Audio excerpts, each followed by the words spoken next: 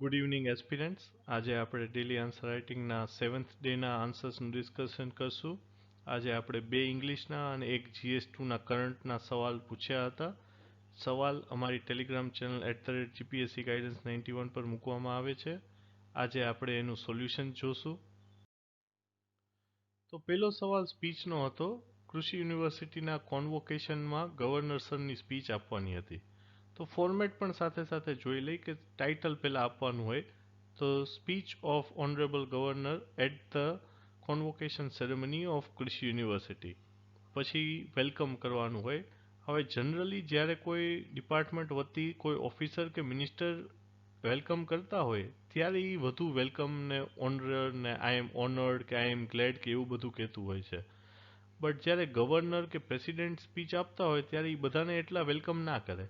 જો કોઈ કોન્ફરન્સ હોય તો એમાં ડિસ્ટિંગ્વિશ ડેલિગેટ્સ હોય. કોન્ફરન્સ એટલે શું કે કોન્ફરન્સ નાના પાયે હોય, એક બંધ રૂમમાં થતી હોય. આ મોટા પ્રોગ્રામ હોય એ શું ડાયસ પર થતા હોય. પણ જ્યારે ગવર્નર કરતા હોય ત્યારે એ એટલું વેલકમ ના કરે. એમ કહી શકે કે ભાઈ I am glad to be a part of this event, I am seeing the future of agriculture. કે ભાઈ કૃષિ યુનિવર્સિટીના સ્નાતકો છે તો એમને તો શું કહેવાય કે ભાઈ કૃષિનું ભવિષ્ય છે આ લોકો.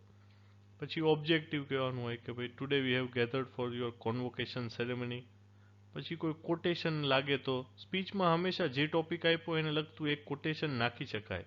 આપણે લાસ્ટ સ્પીચ જે ડિસ્કસ કરી હતી યોગ ઉપર, એમાં આપણે યોગ ઉપર કોટ નાખ્યા હતા. આ કૃષિ છે તો આમાં તમે એગ્રીકલ્ચર ઉપર આપી શકો કે ભાઈ એગ્રીકલ્ચરમાં everything can wait but agriculture cannot wait, આવું આપણા પ્રાઇમ મિનિસ્ટર સરે કીધું હતું.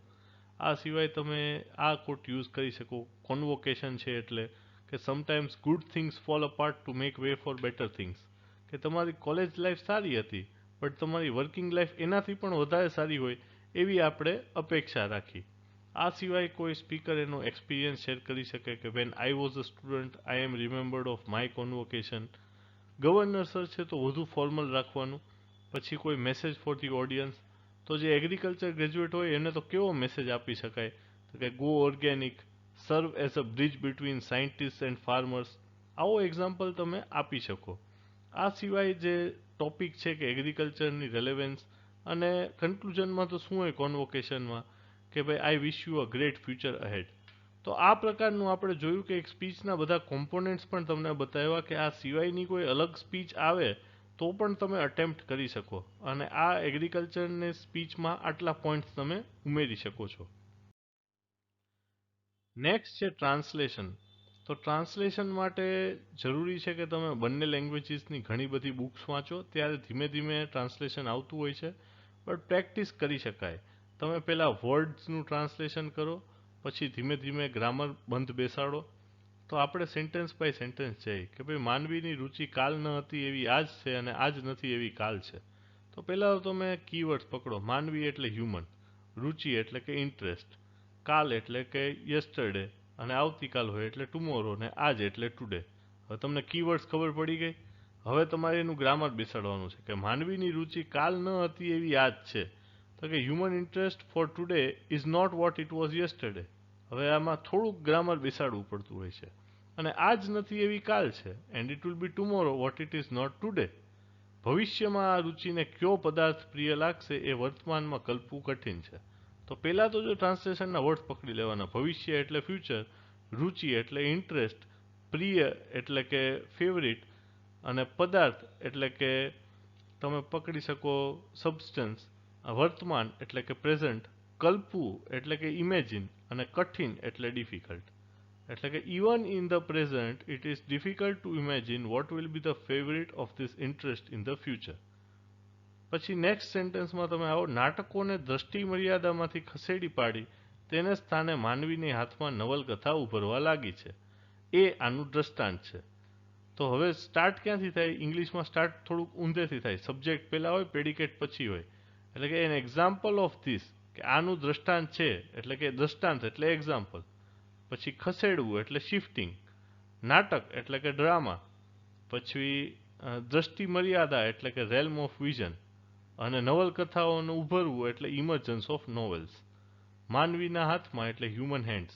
એટલે તમે સમજો, પહેલાં તમે જો કીવર્ડ્સ આવી રીતે ટ્રાન્સલેટ કરી લેશો તો ઘણા લોકોને કીવર્ડ્સમાં તકલીફ હોય છે કે ભાઈ ઉભરવું એટલે કે ઇમરજન્સી મને નથી ખબર. તો આની પ્રેક્ટિસ તમે ડેઈલી અમારા વિડીયોઝ જોતા રહો. ઇંગ્લિશ ન્યૂઝપેપરના અમે જે એનાલિસિસ કરી છે ધ હિન્દુ અને ઇન્ડિયન એક્સપ્રેસના, એમાં હું અહીંયા નોટ્સ મારા થોડાક ઇંગ્લિશમાં હોય છે, એનું એક્સપ્લેનેશન ગુજરાતીમાં હોય છે. આનાથી પણ તમને ઘણા બધા કીવર્ડ્સની ખબર પડી જશે. અને લાંબા ગાળે ટ્રાન્સલેશન શીખવા માટે બેસ્ટ વસ્તુ એ જ હોય કે તમે બુક્સ વાંચો. બુક્સમાં તમને જે ના સમજાય એ તમે ગૂગલ કરો. આ રીતે તમે એમ ખબર પડશે કે આ વાક્યમાં આ શબ્દનો ઉપયોગ થાય છે, કે ભાઈ આ શબ્દનો આ કન્ટેક્સ્ટમાં આવા વ્યક્તિઓ માટે ઉપયોગ થાય છે, કે આ કેરેક્ટરિસ્ટિક માટે થાય છે.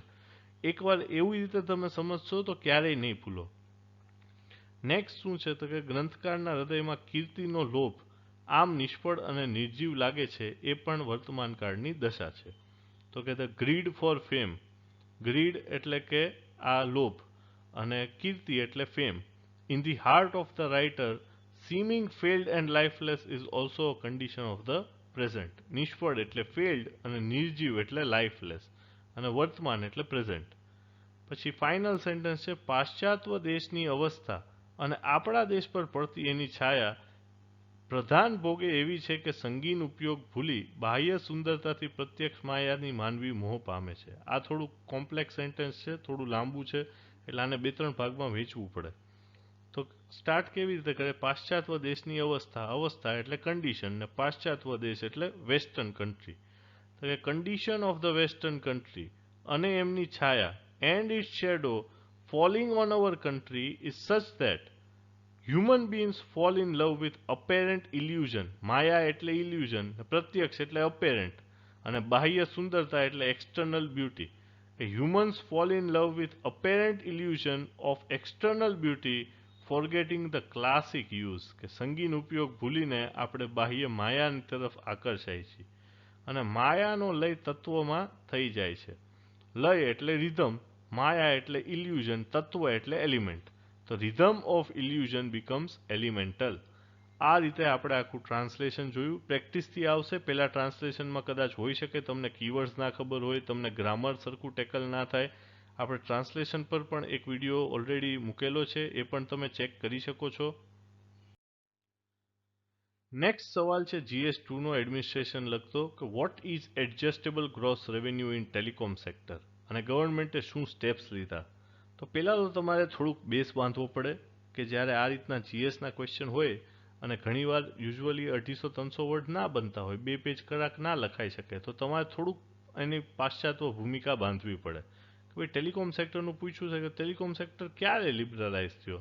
તો કે નેશનલ ટેલિકોમ પોલિસી આવી 1994, એમને લાઇસન્સ ફી રાખી હતી. પછી લાઇસન્સ ફી પછી શું કર્યું કે ભાઈ લાઇસન્સ ફી બહુ ઊંચી હતી, એટલે ગવર્મેન્ટે 1999માં શું કર્યું, આ લોકોને એક ઓપ્શન આપ્યો કે તમારે રેવન્યુ શેરિંગ મોડેલમાં આવવું છે. પહેલાં તો એ લોકો બહુ ઊંચી લાઇસન્સ ફી આપતા હતા, પછી રેવન્યુ શેર કરવાનું કીધું, તમે જેટલું કમાવો એમાંથી અમાને આટલું આપવાનું ગવર્મેન્ટને. ત્યાર પછી એમાં શું હતું કે મોબાઈલ ઓપરેટર્સ 2 પ્રકારની ફી આપતા હતા, એક LF અને એક SUC. LF એટલે કે લાઇસન્સ ફી, અને SUC એટલે કે સ્પેક્ટ્રમ યુસેજ ચાર્જ. સ્પેક્ટ્રમ એટલે કે જે મોબાઈલમાં જે 2G સ્પેક્ટ્રમ કાંડ તમે સાંભળ્યો હશે, એટલે આપણે જે સ્પેક્ટ્રમ હોય કે એક બેન્ડવિથ આપી હોય, આટલી બધી બેન્ડવિથ છે, આમાંથી આટલી બેન્ડવિથ રિલાયન્સની, આટલાથી આટલી બેન્ડવિથ BSNLની, આટલાથી આટલી બેન્ડવિથ વોડાફોનની, આ રીતે સ્પેક્ટ્રમનું ઓક્શન થતું હોય છે. તો આ સ્પેક્ટ્રમ યુઝ કરવા માટે સ્પેક્ટ્રમ યુસેજ ચાર્જ અને જે લાઇસન્સની તમે લેતા હતા એને બદલે લાઇસન્સ ફી, આ 2 વસ્તુ આ લોકો 1999ના એક્ટ પ્રમાણે સરકારને આપતા હતા. હવે રિસન્ટલી ઇશ્યુ શું થયો? ઇશ્યુ એ થયો કે એમાંથી એક એડજસ્ટેડ ગ્રોસ રેવન્યુ એવી ટર્મ આવી કે જે આ યુસેજ અને લાઇસન્સિંગ ફી છે જે ટેલિકોમ ઓપરેટર્સ આ DOTને આપે છે, ડિપાર્ટમેન્ટ ઓફ ટેલિકોમ્યુનિકેશનને, એ ઊંચા રાખ્યા હતા. કે ભાઈ સ્પેક્ટ્રમ યુસેજ ચાર્જ જે SUC હતો એ 3 થી 5% હતું, અને LF લાઇસન્સિંગ ફી એ 8% હતી. તો હવે આ ચાર્જ લેતા હતા એમાં જે એડજસ્ટેબલ ગ્રોસ રેવન્યુ આ ટકા છે, જે 8% અને 5%, એ કોના 8% અને કોના 5%? તો કે રેવન્યુના. તો સરકારે એવું કીધું કે રેવન્યુમાં તમારી કંપનીના બધા રેવન્યુ આવે, એટલે વોડાફોને જેટલો નફો કર્યો હોય એના 8% એની આ લાઇસન્સિંગ ફી આવવી જોઈએ. તો કંપનીઝે શું આર્ગ્યુ કર્યું, આ વોડાફોન, એરટેલ ને આ બધી કંપનીઝે ભેગા મળીને, કે ભાઈ અમારી તો ટેલિકોમ કંપની છે, એમાં અલગ અલગ સેક્ટર હોય.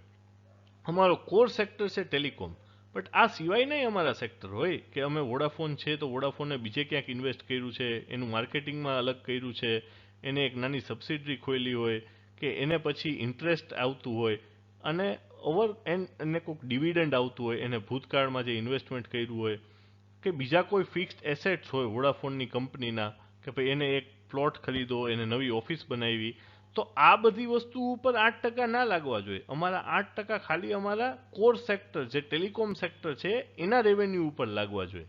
તો આ ડિબેટ થઈ અને આ ડિબેટ બહુ વધતી ગઈ એટલે ધીરે ધીરે સરકારને થયું કે ના, આ લોકોની થોડી વાત તો સાચી છે કે ભાઈ એડજસ્ટેબલ ગ્રોસ રેવન્યુ છે એ ટેલિકોમ સેક્ટરના કોરમાં લગાડી તો બરાબર છે પણ બધામાં ના લગાડાય. એટલે ગવર્મેન્ટે હવે શું કર્યું છે કે ભાઈ નોન ટેલિકોમ રેવન્યુ ના આપતા, ટેલિકોમ સેક્ટર આપો. પછી ગવર્મેન્ટે બીજું શું રેટ્રોસ્પેક્ટિવ ટેક્સેશન હતું. રેટ્રોસ્પેક્ટિવ એટલે કે શું કે ભાઈ 2022માં આપણે એમ કહીએ કે ભાઈ 21માં તમે જેટલું કમાણા હતા ને એના ઉપર આ ટેક્સ લગાડો. પશ્ચાતવર્તી અસરથી આ લોકો ઘણા લો લાવતા હોય છે. તો એ સરકારે અત્યારે ભૂલાડી દીધું કે ના, એ બરાબર નથી. તો અત્યારે સરકારનો ઇન્ટેન્ટ બહુ ક્લિયર છે કે ભાઈ કોર્પોરેટ સેક્ટરના જે ઓબ્સ્ટેકલ્સ છે એ હટાડી દેવા. તો આ પ્રકારનો તમે આન્સર લખી શકો કે એક બેઝ બાંધો કે ભાઈ પોલિસી ટેલિકોમ સેક્ટરમાં આવી હતી, આવી રીતે આ બન્યું છે. પછી એડજસ્ટેબલ ગ્રોસ રેવન્યુ સમજાવો કે એ શું છે. પછી એમાં ડીઓટી અને જે આ બધી એજન્સીસ છે આ બધાને શું ડખો પડ્યો. અને ફાઇનલી તમે કન્ક્લુઝન આપો કે સરકાર પોઝિટિવ છે કે એમને આ રીતે હવે સોલ્યુશન લાવવું છે. સેમ વસ્તુ ગુજરાતીમાં તો ભાઈ ટેલિકોમ ક્ષેત્રે તમે એનું બેકગ્રાઉન્ડ આપો કે નેશનલ ટેલિકોમ પોલિસીએ એકદમ લિબરલ બનાવ્યું હતું. ત્યારબાદ કંપનીઓને લાયસન્સ ફીના બદલામાં લાયસન્સ અપાતા હતા. ફિક્સ લાયસન્સ ફી બહુ ઊંચી હતી એટલે પછી શું કર્યું 1999માં કે લાયસન્સ ધારકોને આવક વહેંચણી ફ્રી મોડલ પર સ્થળાંતર કરવાનો વિકલ્પ આપ્યો હતો કે રેવન્યુ શેરિંગ મોડલ પર કે ભાઈ તમે જેટલું કમાઓ એમાંથી થોડું સરકારને આપવાનું. અને બે પ્રકારના ચાર્જ લેતા હતા. એક લાયસન્સ ફી હતી LF અને બીજો સ્પેક્ટ્રમ વપરાશ ચાર્જ SUC. તો પછી એડજસ્ટેડ ગ્રોસ રેવન્યુ શું આવ્યું કે ભાઈ ટેલિકોમ ઓપરેટરો પાસેથી જે આ ડિપાર્ટમેન્ટ ઓફ ટેલિકોમ્યુનિકેશન આ લાયસન્સિંગ ફી અને SUC લેતું હતું એને નામ આપ્યું એડજસ્ટેડ ગ્રોસ રેવન્યુ. તો હવે આ એડજસ્ટેડ ગ્રોસ રેવન્યુમાં 3 થી 5% એની જે આ સ્પેક્ટ્રમ યુસેજ ચાર્જ હતો અને 8% લાયસન્સિંગ ફી હતી. તો 8% અને 5% કોના? તો સરકારે એવું કીધું કે તમારા જેટલા પણ રેવન્યુ હોય એ બધા ઉપર. અને આ બધી કંપની હતી વોડાફોન, આઈડિયા, BSNL, એ બધા એવું કીધું કે ના, અમારે તો જે કોર સેક્ટર છે ટેલિકોમ એના જ રેવન્યુ ઉપર આટલા ટકા લાગવા જોઈએ. નોન કોર સેક્ટર છે કે અમને ક્યાંયથી ડિવિડન્ડ મળે કે અમને ઇન્ટરેસ્ટ મળે કે બીજી બધી ફિલ્ડ ઉપર આ લાગુ ના પડવું જોઈએ. તો હવે સરકારે એમની વાત સ્વીકારી છે કે નોન ટેલિકોમ રેવન્યુને પણ તેની હદમાંથી બહાર કરી અને પૂર્વવર્તી કરવેરાને કાયદાને મુદ્દાને પણ અત્યારે દફનાવી દીધો છે કે અત્યારે એના ઉપર કોઈ કાર્યવાહી નથી કરતા. વચમાં સરકાર ટેલિકોમ સેક્ટરની આ બધી કંપનીઝની જાણે પાછળ પડી ગઈ હતી કે ભાઈ ના, આ હોવું જોઈએ, ઓલું હોવું જોઈએ, રેટ્રોસ્પેક્ટિવ ટેક્સેશન હોવું જોઈએ, તમારે આ બધા ચાર્જ આપવાના છે. પણ અત્યારે સરકાર સુલેહના મૂડમાં છે એટલે કોર્પોરેટ ક્ષેત્રના અવરોધોને દૂર કરે છે. એક હકારાત્મક અભિગમ સરકારે અપનાવ્યો છે. તો આ રીતનું તમે કન્ક્લુઝન લખી શકો કે ભાઈ ઇન્ટ્રોડક્શનમાં આ બેઝ બાંધો, પછી આ મુદ્દા વિશે સમજાવો, શું ડખો થયો છે અને ફાઇનલ કન્ક્લુઝનમાં કે સરકારનો અભિગમ હકારાત્મક છે. તો આ આપણે આજના 3 આન્સર્સ જોયા. વિડીયો ગમ્યા હોય તો લાઇક, શેર, સબસ્ક્રાઇબ જરૂર કરજો. બીજા એસ્પિરન્ટ સાથે પણ શેર કરજો, બીજા સ્ટડી ગ્રુપ્સમાં પણ મૂકજો. Thank you and good night.